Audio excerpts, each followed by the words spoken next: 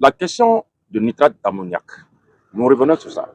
Dans un contexte de guerre où la France, qui a signifié qu'il aurait rendre invisible sa présence en Afrique de l'Ouest et il va passer dans l'ombre pour opérer ses opérations de renseignement, ses opérations terroristes ou des opérations de collaboration en connivence avec les groupes terroristes pour déstabiliser l'Afrique en la reconquête de son influence passée. En même temps, nous avons appris de par les médias interposés que le 6 janvier, il devrait avoir un déchargement d'un bateau qui avait débarqué à Abidjan avec une quantité énorme de nitrate d'ammoniac. Et maintenant, il est ressorti que c'était 3000 tonnes qui devraient être déchargées. Et ensuite, on se retrouve avec une question de 8000 tonnes qui ont été débarquées. 8000 tonnes, cela équivaudrait à des centaines de chargements de camions. Maintenant que le destinataire n'a pas été notifié, qui a fait la demande, qui a fait la commande, à qui est adressée cette substance hautement dangereuse, hautement explosive. J'aimerais interpeller les autorités, les dignes fils, les vaillants soldats, les dignes autorités de l'AIS à se charger de la question, car il s'agit d'une question de sécurité sous-régionale.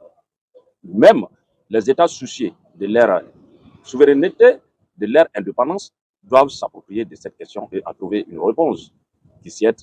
Parce que des substances comme ça, si toutefois elles se retrouvent entre les mains des bandits, ça va être catastrophique.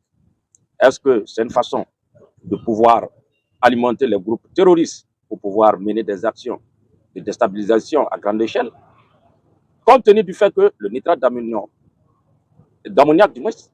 est utilisé comme des substances qui sont ajoutées à l'engrais. Bien vrai, dans l'agriculture, elle a sa présence. Mais ce n'est pas seulement ça.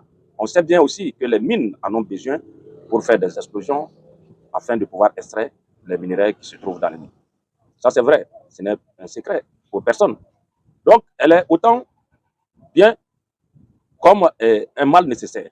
Mais à de telles quantités, et dans un contexte où la France est perçue en train de concevoir des plans sadiques pour nous emmerder dans nos états paisibles, et que autant de quantités se retrouvent chez nous ici. Et par la suite, et ces mêmes bateaux s'est retrouvé au Nigeria pour débarquer les mêmes substances. Nous savons très bien que la France est du côté de Boko Haram pour mener des actions de déstabilisation. Je vous laisse écouter ce porte-parole de la PDCI RDA qui s'indigne quant à la présence de façon obscure, sournoise, de ces substances auxquelles on n'explique pas tout aux Africains et aux Ivoiriens. Je vous laisse écouter. On revient sur l'affaire du bateau. J'ai passé la plupart de ma carrière professionnelle dans les engrais. De quoi il s'agit? J'ai écouté beaucoup de gens. Il s'agit d'un corps qui n'est pas stable, le nitrate d'ammonium. Il n'est pas stable, il est explosif, il est toxique. Et quand on l'utilise dans l'engrais, il est volatile. Si vous mettez à la volée, vous perdez au moins 15% de votre azote. Alors, nous avons recommandé qu'on puisse l'utiliser seulement dans les intrants pour fabriquer d'autres types d'engrais azotés, le DAP, le diammonium, le phosphore, l'urée, le nitrate, etc. Maintenant, pour importer un produit phyto ou engrais, il y a ce qu'on appelle API, attestation préalable d'importation. Et pour avoir ça, celui qui doit envoyer le matériel, là, un produit chimique, il doit dire quelle est la quantité que j'envoie. C'est destiné à qui? Qui est le transitaire? Ça passe par où? Et c'est tout qu'on a commandé. On ne sait pas si on a commandé. On a déversé à peu près 8000 tonnes de nitrate. Qui a commandé ça? Jusqu'à présent, on n'a pas dit c'est le Rumi qui a commandé, etc. On dit c'est commandé. Peut-être qu'ils ont dit, et moi, je n'ai pas vu ça. Est-ce que ça va dans le secteur agricole? Visiblement, non. On parle du secteur des mines. Mais si c'est des mines, ça veut dire que ça allait faire des dynamites.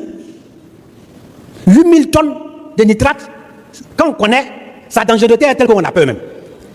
Si quelques kilogrammes échappent à ceux qui font et que ça va dans les mains des bandits, c'est un danger pour nous tous.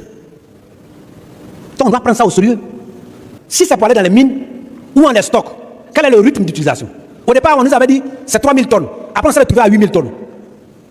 C'est qu'il y a un problème.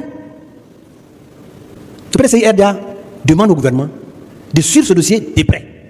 Le nitrate d'ammoniac, c'est quelque chose, c'est une substance que les terroristes utilisent pour faire des EID, des petites bombes artisanales, qui sont des mines antipersonnelles, qui, toutefois, nos véhicules, les motos, nos soldats passent là-dessus, ça s'explose et ça fait d'énormes dégâts.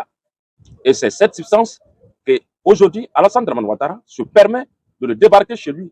Et dans le communiqué du port autonome d'Abidjan, il ressort que l'année passée, ils en ont traité une quantité suffisante de ce même produit hautement explosif.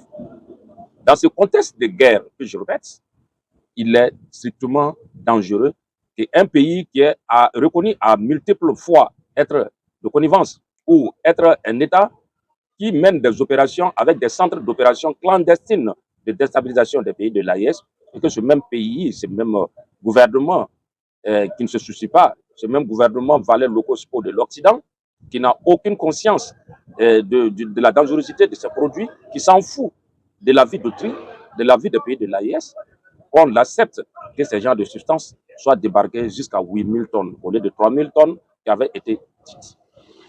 Maintenant que c'est reconnu, nous interpellons le chef d'État de l'AIS à mener des investigations, des enquêtes poussées pour en savoir quelle sera l'utilité, où ça sera utilisé, où et par qui en a fait la demande. Et sur ce, nous voulons vraiment, Ouattara est connu de tous, qu'il est un suppôt de l'Occident, une marionnette qui est téléguidée depuis Élysée, ne puisse pas parvenir à ses fins.